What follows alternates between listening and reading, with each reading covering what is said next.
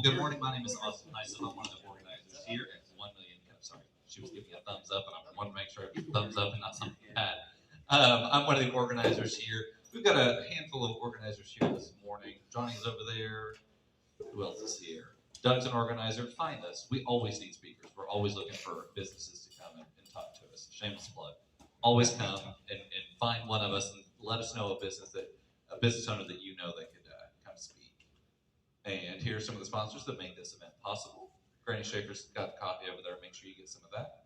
I bet the next slide is going to be Andy with. It's going to be a black screen that comes up. Can't see anything till I click the button. I'm trying not to run your sponsor. Okay, there you go. You go. You go before I ruin it. Before I hit the button again and it goes. Good deal. That was supposed to be Good morning, beautiful people. How are y'all doing today? Is this where we do that? Good morning. Good morning. All right. Well, my name's Andy Griffith. I'm going to be presenting today about my company, Solo Link. I'm going to be at the end, ask for some very candid feedback. It will not hurt my feelings. Part of this is to get feedback from the community. So I'd appreciate any questions you have, throw them at me so we can all grow and learn together. I thought it'd be fun to start off with a fun joke. You know, I'm in automation and AI, and sometimes that can be a little intimidating, right? It's new, it's scary. So what happens when AI takes its own picture? It's selfie-aware. I know, it's terrible. It's terrible, I know. I had to put a classic in there. Yes.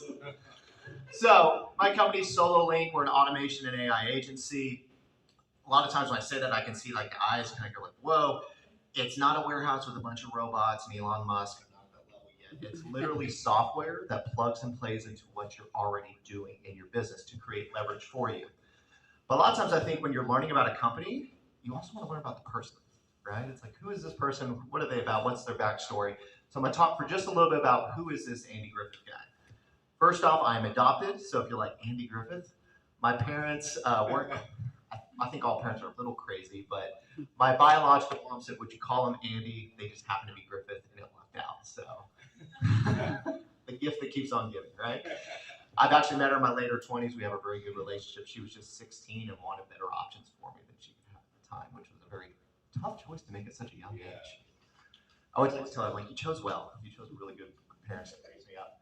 So, a little bit of my background, humble fashion beginnings, the epic bowl cut of the 80s, if anybody had one of those, right? The LA looks comb over, you know. I think half of it, my parents enjoyed my haircuts more than I did. They let me do pretty much anything I wanted to. But the Blue Steel era, you know, and I had a really good childhood. It almost like felt like the Sandlot. But I think early on in my life, I had an entrepreneurial spirit. But sometimes we can apply good things in bad verticals, right? Is anybody like good at this, applied in the wrong way, doesn't always work out very well. What happened to me, my senior year of high school, I actually went to prison. Yeah, made some very poor decisions, you know, and I owned up to it. I did the things that I did. It wasn't my home environment. It was just me, I think, creating my own challenges for myself. Entrepreneurial? Wrong vertical. That could be another talk on there to go into some of those details, but I'm not a convicted felon anymore. I've had that taken care of. This was 20 plus years ago. Sometimes going away doesn't really seem like the best thing, but actually was the best thing that happened to me in my life, right? This is the comeback story, because sometimes I think God doesn't give you always what you want. He's going to give you what you need. And what I needed at that age was, I like to call it a mandatory vacation. I had the most epic of timeouts. But really it allowed me a chance to go back and away from, you know, I was shipped to the other side of Panhandle of Oklahoma. I'm in Okie. And it allowed me, though, to take a time out and really evaluate my decision-making, my social surroundings. Like, what the heck am I doing, right? And so with that, coming back, humble beginnings, I worked my way up. I have a very extensive background in the hospitality industry, starting as a kitchen help. I was a hibachi chef at one area, cooking in front with the funny hats, you know, doing the egg roll, catching it. I was a sushi chef as well. Almost 15 years in the Asian community and cuisine. We survived 08, working for a family-owned restaurant, got into management with them. We actually introduced the first all-you-can-eat sushi in Tulsa. It took us 4 menus to make it profitable. What happened was 08 hit, affected a lot of businesses, and we had to either close the store or be radical. And the owner was like, we can fix margins later, but we've got to fix traffic first. And so we put $9.99 billboards, all you can eat sushi, but it took us 4 minutes to actually make it a profitable venture. And we saved the second location with 30 jobs after a lot of heartache and pain of figuring out how to make it work. There was a moment I remember we had the printer ticket with all you can eat, all the tickets going down to the ground. If any of y'all have ever worked in a kitchen. And my buddy Jason, I worked with this guy for 10 years. He was like, hey, Andy, he picked it up. I mean, it's just going into a pile. We're just getting buried. But we actually ended up making it successful. And with that, I went on to become a franchise business advisor and worked with franchises across the state of Oklahoma, 30 different franchisees. And eventually evolved to a corporate trainer for an ESOP. That's sometimes is a newer term. It's an employee stock ownership plan. The business owner sold it to the employees, still retained as a CEO of it, but we became employee owners of our own business, which is a super cool experience to be a part of an environment like that. That's like entrepreneurship at all levels because everyone got a stake in the outcome. And with that, you might be wondering now, okay, food. How does this guy get into the matrix of technology, right? Like, how does this happen? Well, back being in the family-owned restaurant, or as we're independent operators, you wear a lot of hats. And we felt like our website was getting taken hostage. And so I asked the owner, I said, I think I can figure this out. And he, was a really good mentor in my life and my career. He gave me my first shot investment. He's like, okay, figure it out. And so I built my first website, very archaic. We figured it out. A lot of times it's not knowing the how, it's knowing that I can. I can get there. I'll figure out the how as I get there. And that kind of got the bite hit. I'm like, wow, this is kind of cool, technology. I like to say, technology is creating art. You're taking complex ideas, your visions of what it can be, and you're putting it together in a methodical manner to tell your business story. And to me, it is art. Your website's a representation of what you do that's visually, aesthetically pleasing, if you will, to the eye, because you want to keep them on the screen, right, and keep them engaged. So with that, I started one of my first online companies called WebSomo. I realize naming is sometimes challenging because people go WebSoma, Web Social Mobile. It was WebSomo. Did WordPress website design and started working with local businesses, whether it's e-commerce, martial arts. There's things that maybe just because you could doesn't mean you should.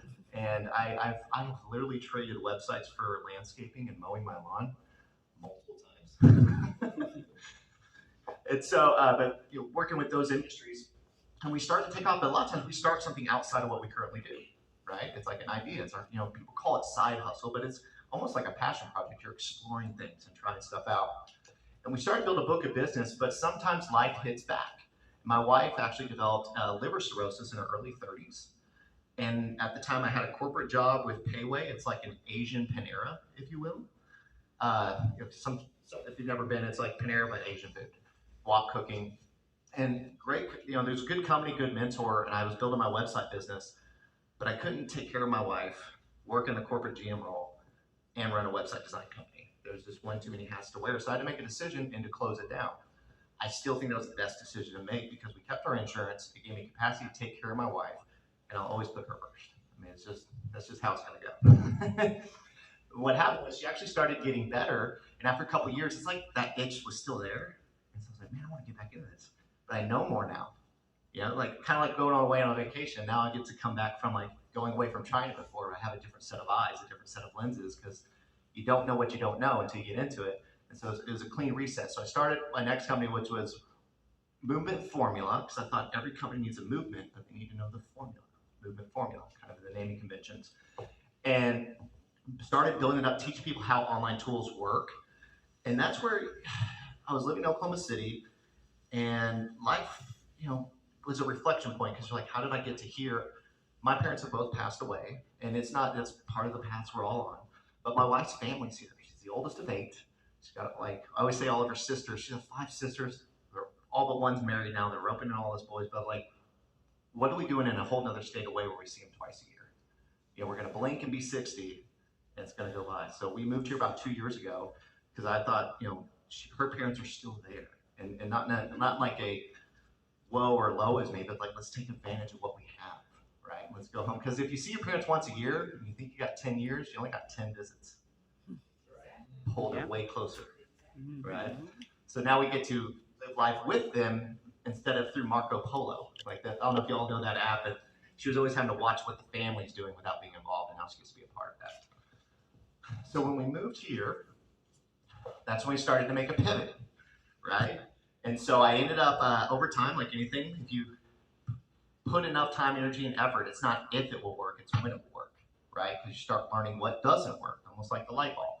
And as my business grew, I had to start making a hard decision where we had pivoted from not just like my corporate role to working full time for myself, but I started piecing together tools where we were offering our own all-in-one solution, which was your automation and your AI and websites.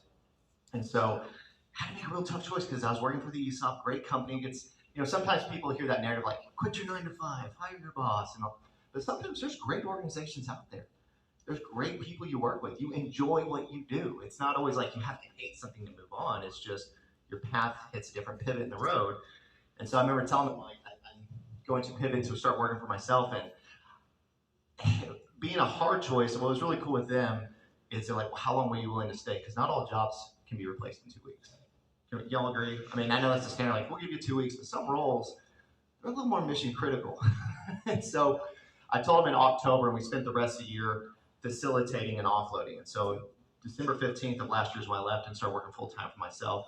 But I think a lot of times when you think about leadership and legacy, it's not just what we do while we're in our jobs, it's how do we leave them, right? How successful is it when we step away? That's legacy in what you do. There's always going to be a little bit of a ripple, but how do you minimize that, right? Because it affects other people in an organization, which often are your friends. You develop relationships with them. And so whenever I left to go work for myself, we rebranded under the name SoloLink. And again, kind of in naming conventions, you think SoloLink, it's strategic. It's a single link for a lot of options. Because what we'll talk about here in a second, where oftentimes in business, we're piecing together a bunch of different tools to try to make the thing work, right? You buy one thing to learn you need the next thing. And so I was thinking, like, what's a name that says it all, that says it shortly? So SoloLink, your single link. And what I've realized over, at least a decade in the tech world in different ways, the two big things are time and engagement, right? How much time does it take me, and how do I increase my engagement? How do I leverage my time? How do I get more engagement? Because engagement, whether it's customer service or sales or brand awareness, it's all about how engaged are they. How engaged are your teams, right? That's also sometimes we talk about that. It's engagement. And so looking at that is there's only so many hours in a day. So how do we maximize that? Automation and AI, right? We create leverage using tools. And so with that is what is SoloLink, automation, AI. We help you reclaim your time and increase your engagement. And some cool things that we do, this is where I'm going to be asking a little bit later about some feedback on some questions and stuff. Some cool things we do is missed call text back and web chat, where if someone calls your business line, are you always able there to get to the phone? Or you maybe have someone on the phone, but are they on the phone with someone else at the moment? And do they sometimes call someone else instead? Right? So what we can do is actually auto reply back for you to them. So instead of them potentially calling someone else, do they leave a voicemail? Not always, right? Instead, when the call gets missed, it says, hey, this is Andy with SoloLink. How can we help you? Sorry we missed your call. And we can actually teach AI facts about your business so it can answer questions for you before you actually get involved in the conversation. So you can actually teach it to know about your business. We actually, if y'all have been following me online and talking about things leveling up, right now we've been putting like question, answer, facts, teaching it. We're actually getting to the point where we can read your website for you. We can just put your website in and it'll just read it. And it knows based what's on your website, what to talk about in your business. So it's simplifying that measure as well. And so cool things with that is getting into the text communications, because like stats, reports will show 78% of people will buy from first responders, right? 98% of people will open their text within the first 5 minutes. So text communication is the new communication. And so with that, some of the things that we actually do is with the missed call text back, we can also put web chat widgets on your website. So we can plug into the website you have, put a chat widget on there. And it has almost the same principle. They fill out the question. We've all seen chat widgets, right? You don't want to be glued to your desk. They don't want to be glued to the desk.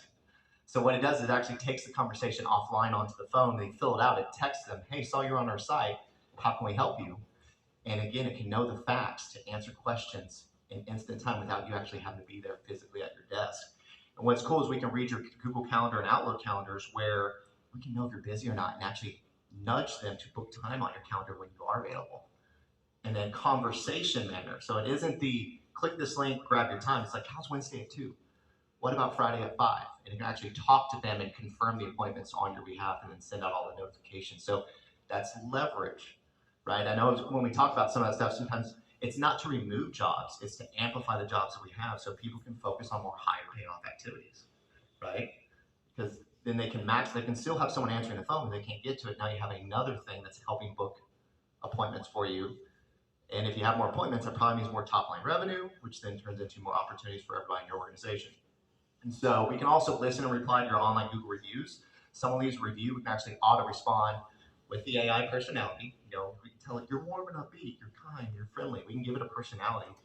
And they can actually respond and go, hey, thanks, Sally. We're glad you had an awesome time at our facility. We welcome you back in the near future. And it responds. You would still know, but it's, again, the busy work that you don't have to do anymore. So it's creating leverage for your time. So some of the other things I don't always go into too deep in. This is, kind of as I'm asking for feedback, and we look at a million cups and power the crowd. So please ask questions. We do other things. If has anybody ever heard of Linktree? Right? We have that ability. We can make a link tree in our system with buttons, with the web chat, and the whole power of things of that is, instead of someone just going to your website and kind of figuring out what they want, you can go, here's 4 or 5 options that we're trying to guide you. We know that these are the 4 or 5 paths, and so you're really serving them in a digital way. Do you want to know about this, this, or this, instead of having to kind of go fact find and be a sleuth on the website. We have a drag and drop website builder built in as well. We can always plug into if you have a site available, but sometimes people learn we actually have a website builder that's no code. But funny enough, I have a tech company and I'm not a code writer. I know how to put tools together. I don't know how to write code. Fun, right? Then we've got digital business cards. If you ever think like these are things that we can do as well, like the POP, you guys ever heard of those? Like the POP digital with the scan QRs. I've seen people even start to use that for Google reviews. It's the same technology. It's just instead of going to a page with your card info, it's like, no, leave us a review. We have those available and online courses as well. And sometimes when we think of online courses, I know as business owners, it's, plenty of people maybe sell courses, but have you ever thought about what's your onboarding experience for your team? Sometimes it's not about a course to quote sell, it's a course to onboard people. In my corporate background and training, we used to say, you've got to protect the onboarding experience. Because a lot of times that gets rushed, right? We're too busy, we don't have time to train them, we throw them in, they get overwhelmed. We were talking about this a little bit earlier. A lot of times when you're new in a role, your knowledge is low, that means your anxiety is high, right? Our job as the leaders of our field, or owners of our business, is to grow their knowledge to reduce their anxiety so they feel more confident. Most people I don't think wake up wanting to go, I hope I suck today. Right? Like, I hope I really screw up when I go in those doors, and it just creates chaos for everybody, right? Instead, it's like, so how do we protect the onboarding experience, right? And so you can have online courses, because the cool thing about it is then you're getting the same message from the same place at the same standard. A lot of times you'll hear the term best practice. We used to argue if it's best practice, it should be brand standard. Right? Because a lot of times you talk to people like, oh, well, our best practice is this, but we know, well, then that should be standard. Right? If it's best, that becomes your brand standard. Or the other fun saying, if you don't have time to do it once, what makes you think you'll have time to do it twice? Or 3 times. Sometimes you got to slow down and speed up. You were shorthanded before they started. It's okay to be shorthanded a little longer while you get them prepared to be successful. So I have a corporate trainer when he comes out and that stuff. But we have online courses as well. And so when we go to there, we're asking how we can support. One, we're part of the Joplin Chamber, which has been an awesome experience. And that is my beautiful wife. Kind of clips down at the bottom. One thing I do want to say before I get into some of these questions here, my wife does have an autoimmune condition. We beat liver cirrhosis. She takes no medicine. They told us things like she would need a transplant in 3 to 5 years. We're a decade past. No transplant, not on the list, so praise God. She likes to say she had to walk it out. It wasn't, the Bible's like instant. She was like, no, I had to walk it out. Like months of bed rest, years of rebuilding from there. But then we had a couple years of things going great, and then autoimmune comes out of nowhere. You're by this point we're in our later 30s, and so sometimes she may be in a walker, she may be wearing a cane, sometimes not. We go day by day. But one thing I do want to say outside of questions, if you ever see us around, come say hi. Even if you think like, oh, they're in, because sometimes like, oh, she's in a chair. That's just our life. Like we're still the same. I want to say cool people. So to be decided, maybe. But some of the things when I think about how you can support or candid feedback is think about as a business owner or an industry leader over a department or things, when we start talking about, things like missed call tech stack, I kind of put a lot of bullet points there. Automated bookings, email and text marketing, social media bios, digital, it's almost like but wait, there's more, but wait, there's more, but wait, there's more. I would say and not necessarily have to answer all three, but some of the feedback which would be helpful is what attracts, repels, or concerns you when you start thinking about AI and automation, or the conversations you've had with others that maybe this is just what people are saying. That would be really helpful to understand that. What is the most challenging parts of your business when it comes to using marketing technology? Because a lot of it is automation, is marketing technology. You're automating responses. When people buy, you can have an onboarding email series. If they opt in but don't buy, you can have I call it an opt-in series, nudging them back to become a purchaser of our goods and services. And what type of content and or events around these items or these topics would be of interest to you? So I'll open it up to questions, but those are the three things for canned feedback, or anything else outside that. Throw them at me. Let's have some fun. Let's use the microphone so we can record it. Oh. Or just repeat the question. Are you good? It's over here. Fantastic. So one of the things that we're working on as a chamber is we have so many, over the years you start accumulating different apps and different tools to solve issues at that time.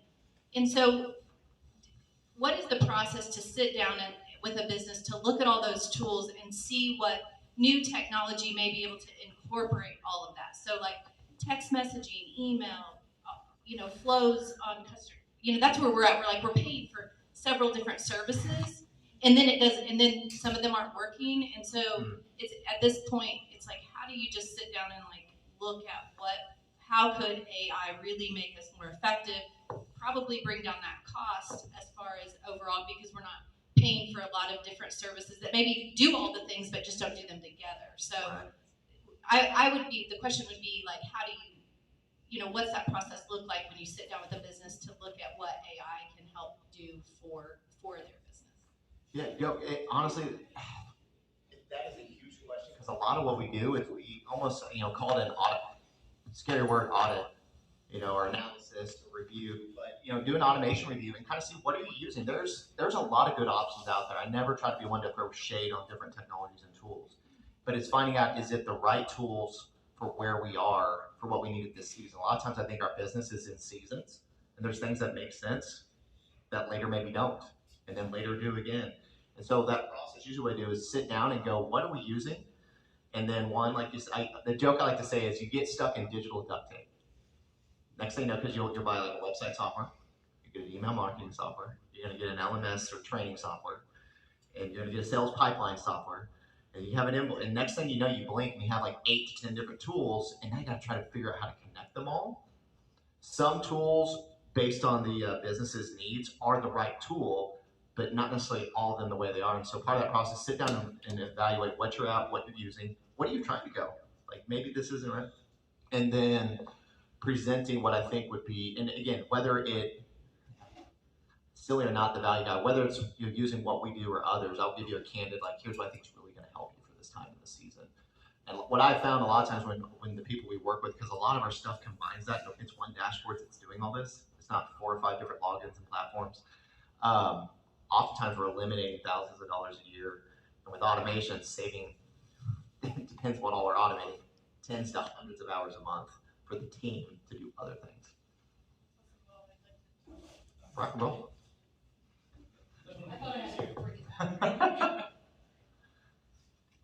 Questions?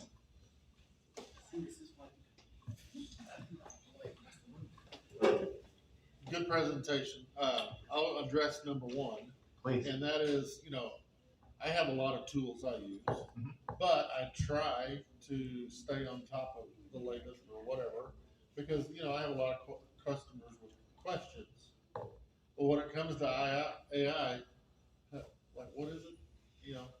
They don't really understand what it is or how it's going to work. Well, explaining that to them, okay, well, it depends. But, I guess what you're saying is, you kind of do some kind of a evaluation or whatever. Mm-hmm. So, is that a charge thing or a free thing, or how does that work? I don't. where does it go from there? I have debated making it a charge thing, but really right now, because it helps us as well. So we're doing them absolutely for free. Because one, it's kind of learning what people are using, and sometimes you're like, oh, that's an interesting tool. Like it's fun to learn what other options are out there. And kind of going back to does that make sense? Sometimes that is what makes sense. So right now we are doing those. Maybe that's a fun thing. Is audit, analysis, review. What's the right what name do you call a flower to make it smell sweeter, right? Like, but we're doing those for free, just seeing where they're at today, what they're trying to do, and what really makes the most sense for where they are. On your text and email marketing, it sounds like what you're doing, in part at least, is automation. Yes. With that. Oh yeah. So, are you using AI to actually write the script for that, or are you doing the script, or how does that work? Yeah. So what we're doing currently is because we're like most businesses that are doing AI, a lot of them are tapping into ChatGPT. Just it's through the portal, right? On the back end, it's probably ChatGPT doing it, right? They just created a dashboard or a system to control it in a manner that suits how they're providing it as a service. But usually ours is we have I kind of like drift ahead. Right now we were teaching the facts as a fact base where we're entering, and now we can just read websites. Or we're even looking at kind of going back to the training is creating a handbook and reading the PDF, so even your staff can like ask questions instead of having to look up stuff. Just trying to forward look like where we can go with this, and that's the training. Like, hey, what if our handbook was a PDF? It's on a site, you can just read it, and instead of them having to scroll and look, they can just ask. That spits out an answer.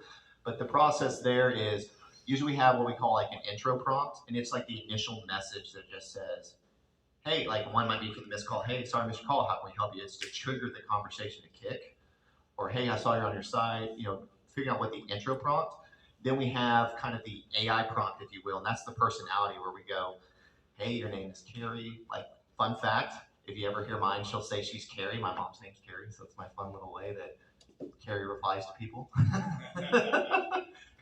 It can be any name, but and then you say like you're warm, you're upbeat, you're friendly, slightly edgy at times. Like you can tell it like a personality, and then you set up the goals where maybe you have screening questions. It's not just here's facts answer, but it's like, hey, we want to know these 2 or 3 questions before we push to do a booking at the time. But again, they're talking to a human, right? We're still human, aren't we? Right? So they might ask questions, so it has the facts to reply, but we kind of can teach it. Here's your intro to start the conversation. Here's your personality, and here's kind of the process we want you to go through before we actually present to book time on your calendar for you. Good question. Andy, great presentation. Love your entrepreneurial spirit. 2 questions. First one is, it's a technical question. With your program or your dashboard that you talk about, if somebody's have subscribed to Calendly, can the chat just have a conversation with them, get a feel for what their question is, go on ahead and book it? That way the business owner at 11 o'clock at night when they finally get home can look at all that and be prepped for that meeting? Yes, so we actually have booking calendars, so we can replace Calendly. It's all internal, so you can have your booking calendars in our system. And kind of like what you're talking about, we could there's a couple ways, and sometimes again, it's different use cases, like almost cold entering. They've called us, they've been on our site, versus warm entering. You maybe invited them to be on the calendar through email, because we still personally talk to people, right? We can set up, I call them intake forms. We can make it part of the calendar booking that they have to fill it out to actually book time.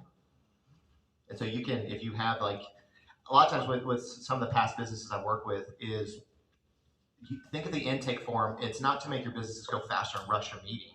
It's to allow you to go deeper quicker, to have a more meaningful meeting with the time you have. Because like, if I'm always going to ask these 5 to 10 things, what if I just make that part of the booking and then I just know it?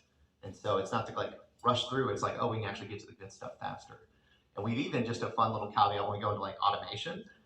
One of our clients, a lot of stuff we do too, and that's why I like the automation on it. Sometimes when I kind of go back to what I do this for free, it reveals ideas like, that could be really cool. I never thought of it like that. She was having too many free calls. What a problem. Too many people were getting on her calendar.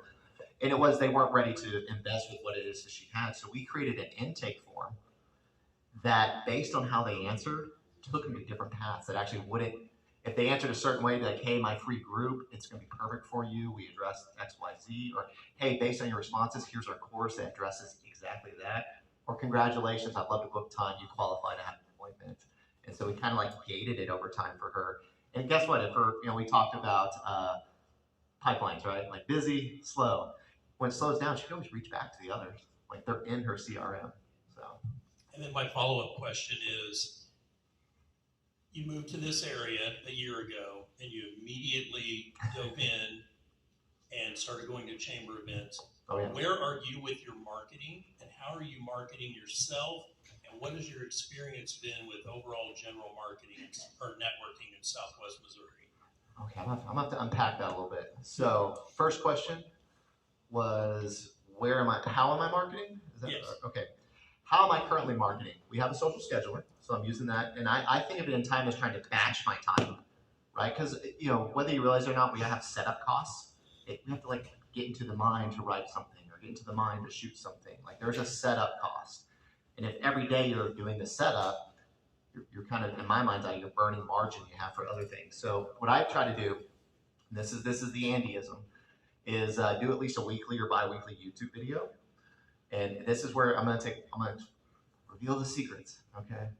You can donate like, no, I'm kidding. But this is what we're doing, a lot of my clients we're working with, is getting into the habit of recording a YouTube video. And the reason why we like YouTube is a search engine, okay? We go there to be entertained or educated. If you mix the two, edutainment, even better, right? But it's a search engine, because we all can go live, hey, popping in here real quick, we've all seen those, but lives, not to sound morbid, lives die. They don't see it in 3 days. They'll see it in 2 days.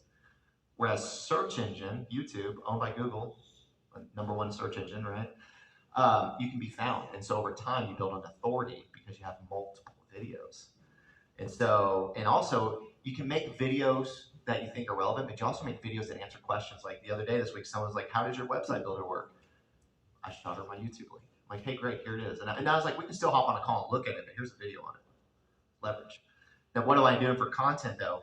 You take your video, so cool. You can use that. Now you have a weekly newsletter or bi-weekly. New video released. Watch. From that video, you pull clips out. So you can pull 3, depending on how long the video, sky's the limit. But usually I say, think 3-ish clips that you make your YouTube shorts. That also become your Instagram Reels. That become your TikToks. They call them talks. I don't like. But now that one piece of content has become a newsletter, has become an asset that's going to create leverage long term for you. Now it's became 3 different reels and shorts, and it even became a social post because you hit your email list with it, and you can put it on social media. Hey, new YouTube with just the thumbnail, and later in the week, hey, in case you missed it, right? And so that's been my marketing strategy. One piece becomes multiple instead of me going like, what am I going to post today? What am I going to post today? And then if you're doing like the every other week, or hey, guess what? Life gets busy. I don't have time. I like to say positive momentum instead of busy, right? Positive momentum.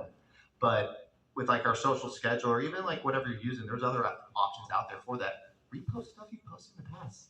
The algorithm doesn't show it to everybody, right? And we've heard it takes 7 or 8 exposures to create the step over the line to actually make a buy. So sometimes just throwing the same things out there, you're bringing brand awareness, so that you can also just repurpose your past content.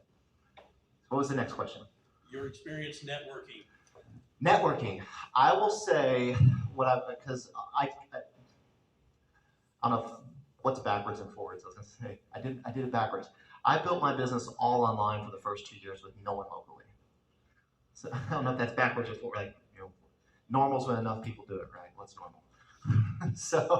But as I've been engaged in the community and getting tapped in, a lot of my clients that are not here, I share with them what I'm doing, what I think works. Here's my feedback. So I'm a glass house, because we all rise together. There's plenty of opportunity out there. And what I've told them is it's like exercise, okay? My experience has been very positive, but I think Alice and we joked about this. You can't just buy the gym membership, right? Like we were at the e-commerce meetup. Like I don't know if you go or not. I'm not saying that, but but we're talking about like having the membership versus going, right? And so my experience, like anything, if you put in the reps, you're going to see an outcome. And what I have found for me, and this is what I've told my remote clients, like in their towns, is be committed to showing up 3 to 4 months. Try to go to at least 2 to 3 events a week. And and on the flip side, I'm like, if you're not willing to do that, it may not be the right season, right? That's not a bad thing. It's like, do you have the time, bandwidth? Because what happens is people have to spend time to get to know, like, and trust you. You don't just show up once and like, oh my God, everyone just was throwing business cards at me and my phone started ringing. Like, this is amazing. Then I woke up.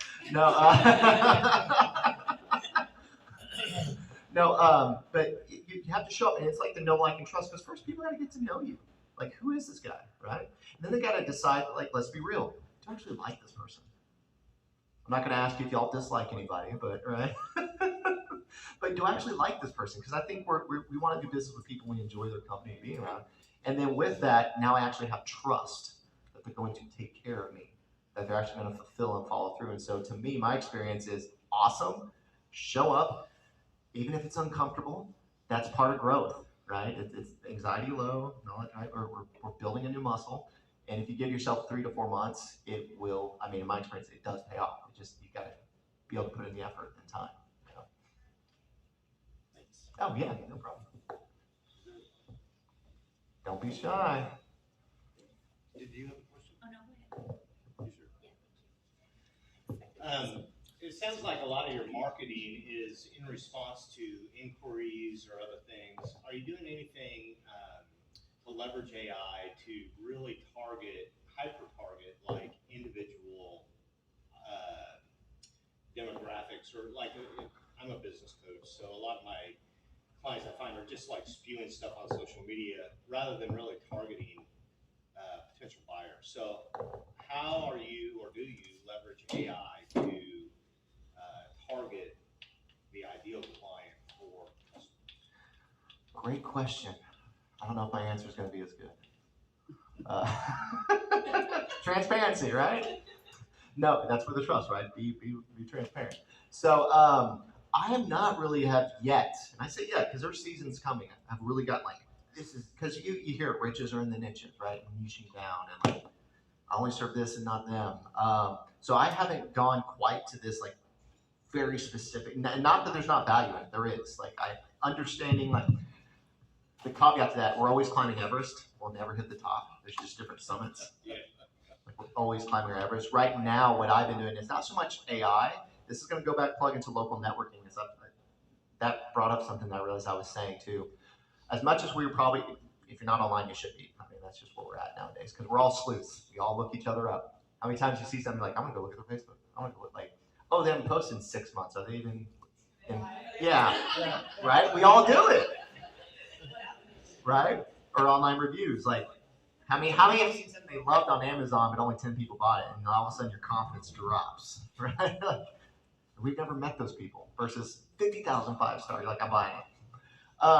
Kind of go back to the chamber though, and this isn't really AI, but just kind of go on the marketing. What I think it's a value answered response is talking to people face to face will give you so much feedback. Because I have learned from this 3 to 4 months. Well, we're past that now, but what I learned when I was talking, like, hey, this is what I do, and I'm in automation AI, and I'm like, oh, eyes glazing. I'm like, my responsibility is to figure out how to say it differently. It's my fault that it's like, however it's coming across, I have to own that. And so I think the value kind of going back to the chamber and local networking is the visual feedback you get from just talking with people. You start learning how to say things that I think pulling that, I know it's not necessarily AI, but going back towards the marketing has helped me tweak my messaging because I've been finding like, that's what hits. That's what's of interest. Oh, when I said it that way, they actually smiled versus like blank, So I'm not at the AI yet, but I know that I'm getting there eventually. But part of it too, I think in business is there can be conflicting ideas. A mentor of mine used to say, we're all trying to get to 10, Andy. 5 plus 5, 8 plus 2, 6 plus 4. There's multiple ways, right? But we're all trying to get the same outcome. But part of me sometimes is like, for me, is I've gone a little bit wide, which actually can make your life more busy because there's a lot of one-offs you're solving instead of a very singular. Because singular, you become like untouchable over time because it's your version 100. But you start to see things and then you're like, oh, this person did that. I actually get to see how this can go over here. And so where I'm at right now in this stage isn't quite there, but we're eventually going to get there. Hey, Never works when I hold it. Good presentation. I have been on your website, and I really appreciate the testimonials that you have spread out through there. I always think that's really powerful. It's powerful for me because I start to trust somebody and really put like my faith that they know what they're doing into Right. it. So that's part of my feedback. The other part is I'm curious, because I know you say you have like a lot of clients who aren't here, but then you also have some people who are here. Like, what does your business look like? Like, where are you at today? Like, how many more clients can you actually take on? Who's your perfect client? So that's probably enough. But. All right. So, well, in fact, that's a really good question. Where is my business at today? So this isn't, disclaimer, I'm not giving anyone financial advice or telling them what they should do. The decisions are all your own. No. What I did is I was in the beginning of December, October, right? I had that conversation then. I was making about half what I needed. I built up where it was like making half what I needed to replace. But I had a few months of savings. And so I took the bet of, I have a 3 to 4 month runway. I'm making half what I need. Can I close that gap? Now, some would say that's dumb. Don't do that. Wait till it's completely. And that's not wrong either, right? We're all trying to get to 10. But where's my business at? And so that was the journey, because in my mind, I'm like, Tim Ferriss, if you ever heard of him, he's like the 4-hour work week guy. We all work more than 4 hours, but there's frameworks in there. He does this thing called worst case exercise. And get a piece of paper and go, what's the worst thing that'll happen? If you actually write it, your mind plays a trick versus actually writing. Like, what's the worst case? I was like, worst case, I will go back to work somewhere. Like, I mean, is that really a bad thing? I mean, like, what's the... So I took a bet. And where's my business at today? We have 4x our top line revenue. Top line revenue. A lot of times you see people like, oh, I make this. That's usually top line. That's not bottom line, right? So, but with that, we are stable. I've started outsourcing to others there were certain things that I was doing that I'm now outsourcing to others. Some in the local, frequency marketing has been doing some work for some of our clients. Gracefully Managed is doing some work, like connecting things that, early on, when I was at the half and not, I'm like, I'll do it. I know enough, I'll figure it out. Now I'm getting to the point, kind of back to your thing, I'm getting to the point where I'm like, that's not really what I do, but I'll connect you. Or I'll be the liaison in the middle, right? And letting others fulfill those needs. When you talk about growth and scale, and I appreciate that, that's really good, because that's like, sometimes in life, you're like, this is where I want to be, and it's great. I want to grow more. I'm going to. We are. Where we're at today currently, and I've got kind of through outsourcing, some local, some not, is I have a scalability plan that I can keep, because what happens is we can become our own bottleneck, where if I'm doing all the admin tasks, I can't bring on more. And I've already started that with another company. They're fulfilling some of the things for me. Well, I'm like any leader in an organization. Here's what we need. Here's what I want it to look like. Here's the copy. You go build it. So growth plan, that's an unlimited thing, because I have a scalable solution. So we can bring that in. And then where we're at, I'm actually refining my offer, right? We all sometimes sales can be like, taboo, but we're refining our offer right now because of 6 to 8 months in the market, talking face to face, knowing what I know now. It's not always so much that you talk about offers. It's not always so much that you're changing what you do. You're changing how you present it and how you fulfill it. Sometimes it's not necessarily this brand new thing. It's like, oh, I know more now. I'm going to say it in a different way that I know actually makes better sense, because we have tunnel vision. Like, you ever had an outsider read something you wrote and they plug holes in it? And you're like, I didn't see that. Yeah, wow. So where we're at today is probably about 1.5 to 2. I'm trying to do it by the beginning of October. You'll see our page. It's actually being built right now.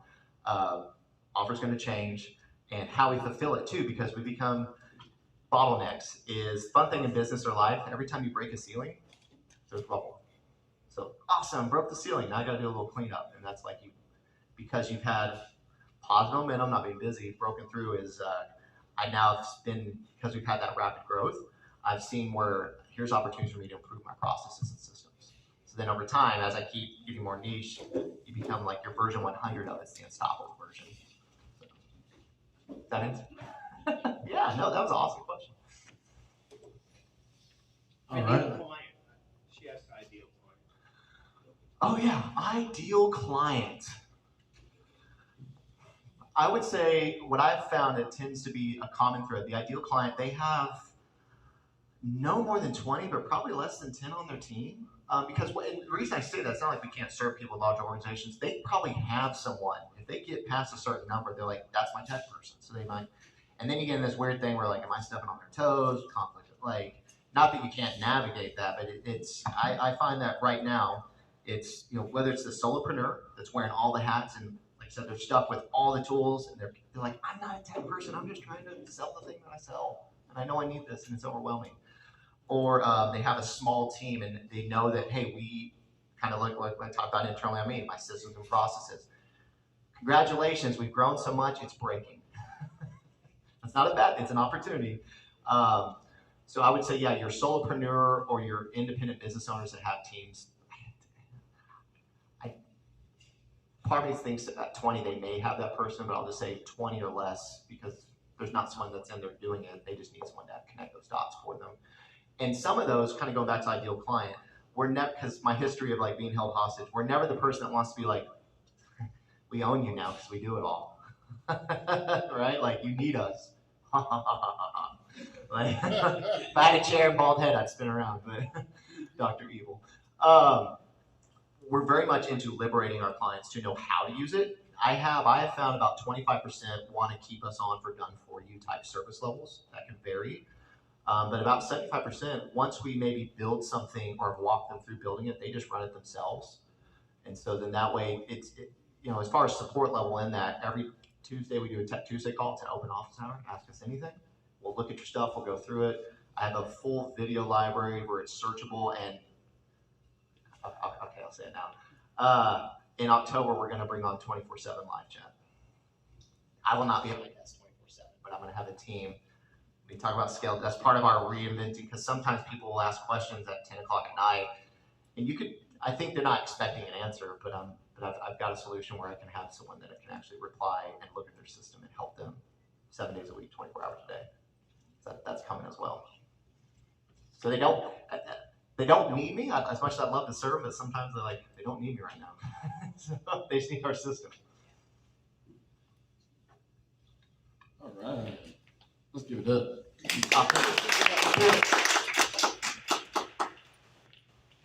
Oh, wait.